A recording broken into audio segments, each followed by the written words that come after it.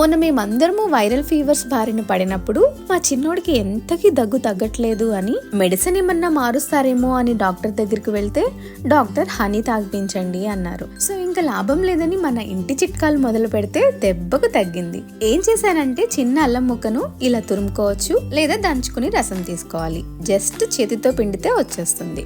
1 spoon అల్లం రసంలోకి 1/4 tea spoon మిరియాల పొడి, 1/4 టీ స్పూన్ పసుపు, కొంచెం తేనె వేసి బాగా కలిపి తాగించడమే. ఇది దగ్గు జలుబుకి చాలా బాగా పనిచేస్తుంది. అండ్ తులసాకుల రసం కూడా దగ్గుకి బాగా పనిచేస్తుంది. ఉంటే అది కూడా యాడ్ చేసుకోండి.